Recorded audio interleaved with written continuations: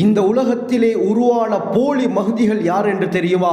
சிலர் நான் தான் மஹ்தி என்று வாதிட்டிருக்கிறார்கள், சிலர் இவர்தான் மஹ்தி என்று பிரகடனப்படுத்தியிருக்கிறார்கள். இவர்கள் யார் யார் என்பதை பற்றி தான் இந்த பதிவிலே தெளிவாக பார்க்க இருக்கிறோம். வாங்க வீடியோக்குள்ளால போகலாம். அல்ஹம்துலில்லாஹி ரப்பில் ஆலமீன், அஸ்ஸலாத்து வஸ்ஸலாமு அலா ரசூலில்லாஹி அம்மா பஅத். கண்ணியத்திற்குரிய இறைவனின் நல்லடியார்களே, அல்லாஹ்வின் சாந்தியும் சமாதானமும் என்றென்றும் உங்கள் மீது உண்டாவதாக. தொடர்ச்சியாக இமாம் மஹ்தி அலைஹிஸ்ஸலாத்தை பற்றி பல பதிவுகளில் பேசியிருக்கிறோம். அதை பார்க்காத சகோதரர்கள் இமாம் மஹ்தி அலைஹிஸ்ஸலாத்துடைய எல்லா பதிவுகளையும் ஒரு பிளேலிஸ்டில் நான் எட் பண்ணியிருக்கிறேன். அந்த பிளேலிஸ்ட்டை உங்களுக்கு நான் ஐ பட்டனில் கொடுக்கிறேன், இண்ட் ஸ்கிரீனில் கொடுக்கிறேன். செக் பண்ணி பார்த்துக் கொள்ளுங்கள். அதிகமான பிரயோஜனங்களை நீங்கள் பெற்றுக்கொள்வீர்கள்.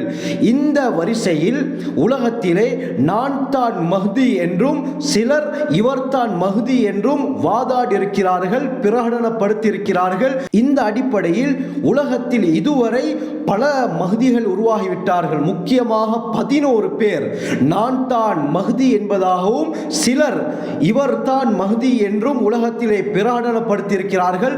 அந்த 11 பேர் யார், மேலும் யார் யாரை பிரகடனப்படுத்தியிருக்கிறார்கள், யார் நான் தான் மஹ்தி என்று வாதிட்டிருக்கிறார்கள் என்பதை பற்றி தான் தெளிவாக இந்த பதிவிலே பார்க்க இருக்கிறோம்.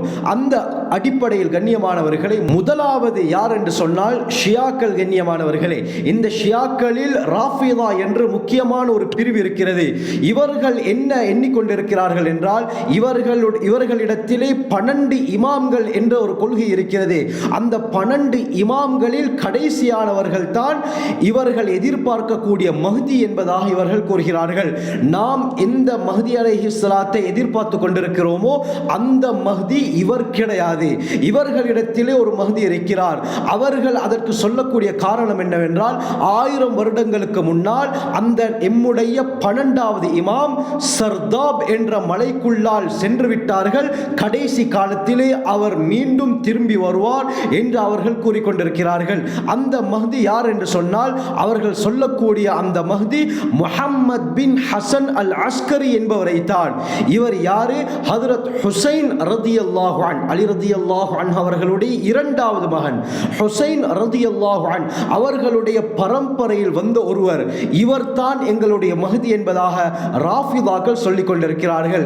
ஆனால் கண்ணியமானவர்களே, உண்மையான மஹ்தி அலைஹிஸ்ஸலாம் ஹுசைன் ரலியல்லாஹு அன்ஹு அவர்களுடைய பரம்பரையில் வரமாட்டார்கள். மாற்றமாக ஹசன் ரலியல்லாஹு அன்ஹு அவர்களுடைய பரம்பரையில் இருந்து தான் வெளியாகுவார்கள். இதுதான் உண்மை.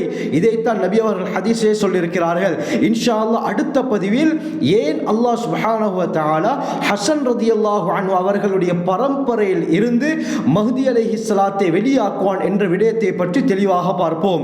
கண்ணியமானவர்களே, இவர்கள் சொல்லக்கூடிய இந்த மஹ்தி பொய்யான மஹ்தி. கண்ணியமானவர்களே, இரண்டாவது நபர் யார் என்று சொன்னால் அப்துல்லா பின் சபா என்று சொல்லக்கூடியவன். இவன் காரணமாகத்தான் உஸ்மான் ரலியல்லாஹு அன்ஹு அவர்கள் ஷஹீதாக்கப்பட்டார்கள். அது நீண்ட இரத்த சரித்திரம். கண்ணியமானவர்களே, உஸ்மான் ரலியல்லாஹு அவர்களுடைய கொலைக்கு மிக முக்கியமான காரணமாக இருந்தவன் இந்த அப்துல்லா பின் சபா என்று சொல்லக்கூடியவன் தான். இவன் காரணமாகத்தான் மிகப்பெரிய பிரச்சனை, பிரிவு அந்த காலத்திலே சஹாபாக்களுக்கு மத்தியிலே ஏற்பட்டது. இந்த அப்துல்லா பின் சபா அலி ரலியல்லாஹு அன்ஹு அவர்கள் தான் கடைசி காலத்தில் வரக்கூடிய மஹ்தி என்பதாக மக்களுக்கு மத்தியிலே பிரகடனப்படுத்தினான், வாதிட்டான். அவர் மரணித்தாலும் மீண்டும் அவர் வருவார், உயிர் தெழுந்து வந்து அவர் மஹ்தியாக செயல்படுவார் என்று அப்துல்லா பின் சபா கூறினான். இதுவும் பொய்யான கருத்து தான். கண்ணியமானவர்களே, அடுத்து 3வது நபர் யார் என்று சொன்னால் முக்தார் இப்னு உபைத் அஸ்-ஸகஃபி என்பவன் முஹம்மத் பின் ஹனஃபியா தான் கடைசி காலத்தில் வரக்கூடிய மஹ்தி என்பதாக வாதிட்டான், பிரச்சாரம் செய்தான். இந்த முஹம்மத் பின் ஹனஃபியா யார்? ஹஜ்ரத் அலி ரலியல்லாஹு அன்ஹு அவர்களுடைய மகன். இவர் அல்லாஹ்வுடைய நெருக்கத்தை பெற்ற ஒருவர். ஆனால் இந்த முக்தார் இப்னு உபைத் தான் கூறினான் என்ன, இவர் தான் கடைசி காலத்தில் வரக்கூடிய மஹ்தி என்பதாக. கண்ணியமானவர்கள், இவன் தான் இந்த உலகத்திலே ஷியாக்களுடைய அந்த கொள்கையை உருவாக்கியவன். ஷியாக்களுடைய ஃபவுண்டரே இந்த முக்தார் இப்னு உபைத் அஸ்-ஸகஃபி தான். கண்ணியமானவர்களே, 4வது எட்டாவது நபர் யார் என்று சொன்னால் ஷியாக்களுடைய இன்னொரு பிரிவு தான் கைசானியா என்று சொல்லக்கூடிய ஒரு பிரிவினர். இவர்கள் வாதிட்டார்கள் என்ன, அப்துல்லா பின் முஆவியா பின் அப்துல்லா பின் ஜாஃபர் பின் அபி தாலிப் இவர்தான் வரக்கூடிய மஹ்தி என்பதாக இவர்கள் வாதிட்டார்கள், பிரச்சாரம் செய்தார்கள். ஆனால் இதுவும் பொய்யான கருத்து தான் கண்ணியமானவர்களே. ஏனென்று சொன்னால் பேரிலே மாற்றம் இருக்கிறது. அவருடைய பேர் அப்துல்லா, தந்தையுடைய பேர் முஆவியா. ஆனால் நபி அவங்க சொன்னாங்கன்னா அவருடைய பேர் முஹம்மத், தந்தையுடைய பேர் அப்துல்லா. என்னுடைய பேருக்கும் என்னுடைய தந்தையுடைய பேருக்கும் ஒத்ததாக இருக்கும் என்று சொன்னார்கள். அதனால் பேரிலே மிகப்பெரிய குழப்பம் இருக்கிறது. இவர் எப்படி மஹ்தியாக வர முடியும்? இதுவும் பொய்யான கருத்து தான் கண்ணியமானவர்களே. ஐந்தாவது நபர் யார் என்று சொன்னால் முஹம்மத் பின் அப்துல்லா பின் ஹசன் பின் அபி தாலிப் என்று சொல்லக்கூடிய அலி ரலியல்லாஹுடைய பரம்பரையில் வந்த ஒருவர். இவர் அவருடைய காலத்திலே அதிகம் நோன்பு நோக்கக்கூடியவராக, அதிகம் நின்று வணங்கக்கூடிய ஒரு இறை நேசராக இருந்தார். எந்த அளவுக்கு என்று சொன்னால் மக்களே நினைக்க ஆரம்பித்தார்கள், அவருடைய காலத்தில் வாழ்ந்த மக்களே நினைக்க ஆரம்பித்தார்கள், ஒருவேளை இவர்தான் மஹ்தியாக இருக்குமோ என்ற ஒரு பிரச்சனை, ஒரு சந்தேகம் மக்களுக்கு மத்தியிலே வர ஆரம்பித்தது. அந்த அளவுக்கு இவர் வணக்கசாலியாக இருந்தார். கண்ணியமானவர்களே, இந்த நேரத்தில் இவர் மூலமாக பெரும் பிரச்சனை ஏற்பட்டு அப்பாசியாக்கள் இவரோடு யுத்தம் செய்ய ஆரம்பித்தார்கள். கடைசியில் அப்பாசியாக்களோடு நடந்த யுத்தத்தில் இவர் கொலை செய்யப்பட்டதாக சொல்லப்படுகிறது. ஆறாவது மிக முக்கியமான ஒருவன் தான் உபைதுல்லா பின் மைமூன் அல் கத்தாஹ் என்று சொல்லக்கூடியவன்.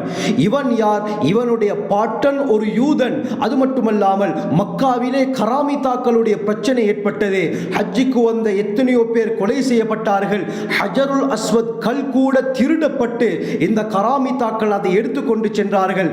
எத்தனையோ வருடங்கள் அந்த ஹஜ், அந்த தவாஃப் ஹஜருல் அஸ்வத் கல் இல்லாமல் நடந்திருக்கிறது என்றால் எப்படியாப்பட்ட பயங்கரமான ஒரு குழப்பமாக இருக்கும்.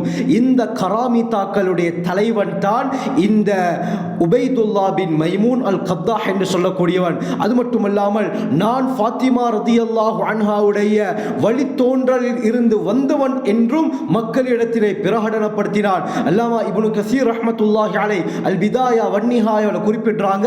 எந்த அளவுக்கு சொன்னால் இவன் மதீனத்துல் மஹ்தியா, மஹ்தியுடைய பட்டணம் என்று சொல்லி ஒரு ஊரை நிர்மாணித்தும் இருக்கிறான். இவனுடைய குழப்பம் அந்த காலத்திலே பயங்கரமாக இருந்தது. ஏழாவது நபர் தான் முஹம்மத் பின் அப்துல்லா அல் பர்பர் என்று சொல்லக்கூடியவன். இவன் ஹிஜ்ரி 514வது வருடம் தான் மஹ்தி என்பதாக வாதிட்டான். அலி ரலியல்லாஹு அன்ஹு அவர்களுடைய பரம்பரை என்பதாக வாதிட்டான். ஹசன் ரலியல்லாஹுடைய பரம்பரை என்று சொல்லி பொய் பரம்பரை ஒன்றை உருவாக்கி இவன் அலி ரலியல்லாஹுடைய பரம்பரை என்பதாக மக்களுக்கு மத்தியிலே பிரகடனப்படுத்தினான். அது மட்டுமல்லாமல் இவன் அதிகமான தந்திர செயல்களை செய்யக்கூடியவனாக இருந்தான். எந்த அளவுக்கு இவனுடைய தந்திரம் என்றால் உலமாக்கள் கூறுகிறார்கள், இவன் கபருக்குள்ளால் சில மனிதர்களை ஒளிய வைத்துவிட்டு வெளியில் இருந்து மக்களை பார்த்து சொல்வான், நான் மஹ்தி என்பதற்கு ஆதாரம் இந்த கபரில் இருக்கக்கூடிய மக்கள் தான் என்று சொல்லி அந்த கபரை பார்த்து சொல்வான், நான் பேசுவது உங்களுக்கு விளங்குகிறதா என்று கேட்டவுடன் உள்ளே மறைந்திருந்த இவனுடைய சகாக்கள் சொல்வார்கள், ஆம் நீங்கள் பேசுவது எங்களுக்கு விளங்குகிறது, நீங்கள் தான் அல் மஹ்தி அல் மஅசூம், பாவத்திலிருந்து பாதுகாக்கப்பட்ட மஹ்தி என்பதாக உள்ளால் இருந்து சப்தம் வரும். இதை கேட்ட பலர் இவன் பக்கம் செல்ல ஆரம்பித்தார்கள்.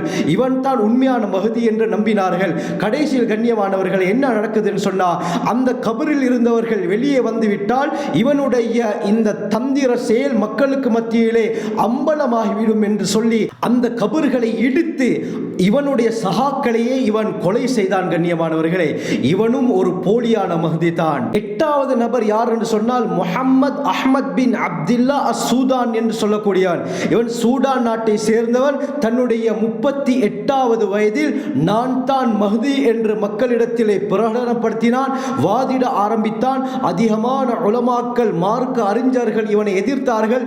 இந்த நேரத்திலே இவன் சொன்ன கருத்து தான் வேடிக்கையாக இருக்கிறது, ஆச்சரியமாக இருக்கிறது. இருக்கிறது.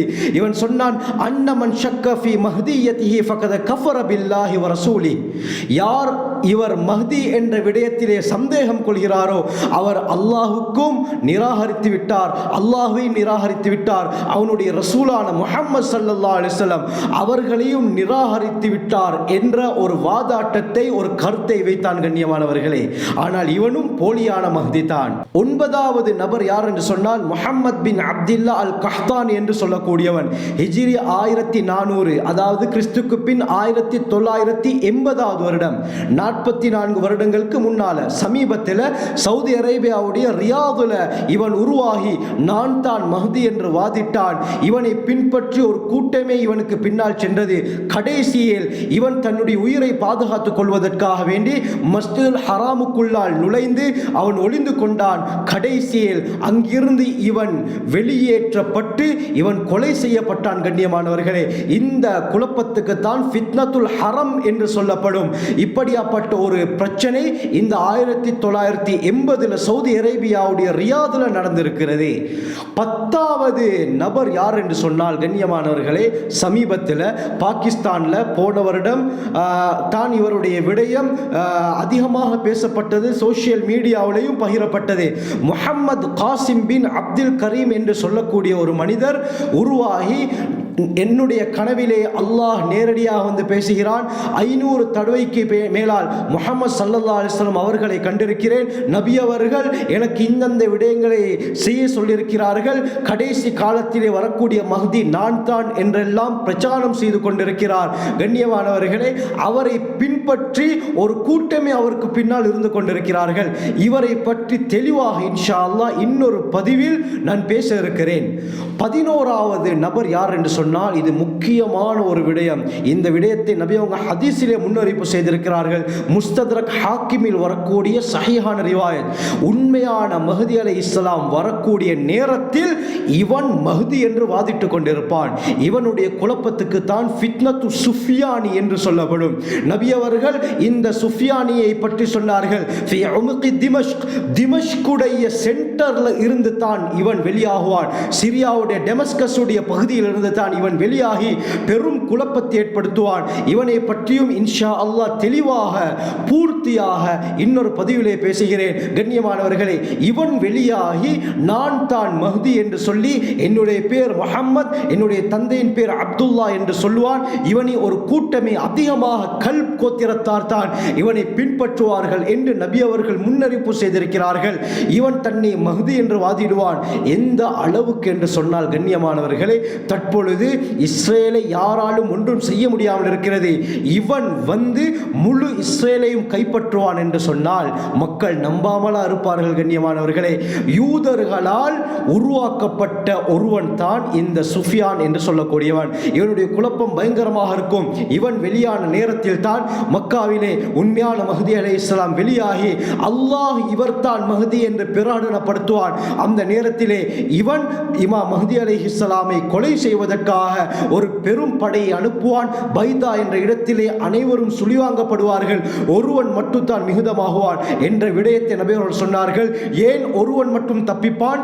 நடந்த விடயத்தை மக்களுக்கு வந்து அவன் தான் சொல்ல முடியும் என்பதனால் அல்லாஹ் அவனை மட்டும் விட்டு வைப்பான் என்று நபி அவர்கள் சொன்னார்கள். இவன் தான் ஃபித்னத்து சுஃபியானி. இவனுடைய குழப்பத்துக்கு தான் இந்த ஃபித்னத்து சுஃபியான் என்று சொல்லப்படும். ஆக இந்த அளவுக்கு நான் தான் மஹ்தி என்று வாதிட்டவர்களும் இவர்தான் மஹ்தி என்று பிரகடனப்படுத்தினவர்களும் இந்த உலகத்தில் இருக்கிறார்கள். ஆக கண்ணியமானவர்களே, உண்மையான மஹ்தி அலைஹிஸ்ஸலாம் யார் என்பதற்கு 10 அடையாளங்களை பற்றி நான் பேசியிருக்கிறேன். அதை பார்க்காத, அந்த பதிவை பார்க்காத சகோதரர்கள் அதனுடைய லிங்கை நான் கீழே டிஸ்கிரிப்ஷன் பாக்ஸில் தருகிறேன், இன்டிஸ்கிரிப்ஷனில் தருகிறேன், மேல் ஐ பட்டனில் கொடுக்கிறேன். அந்த பிளேலிஸ்டை பாருங்கள். அதிகமான தலைப்பை நான் பேசியிருக்கிறேன். அதிகமான உண்மை நிலவரங்களை, பிரயோஜனங்களை நீங்கள் பெற்றுக்கொள்வீர்கள். ஆகவே நாம் நம் வாழ்வை சிறந்த முறையில் அமைத்துக் கொள்ள வல்ல அல்லாஹ் நம் அனைவருக்கும் கிருபை செய்வானாக. ஜஸாக்குமுல்லாஹு கைர். வாஹிரு தஅவானா அல்ஹம்துலில்லாஹி ரப்பில் ஆலமீன்.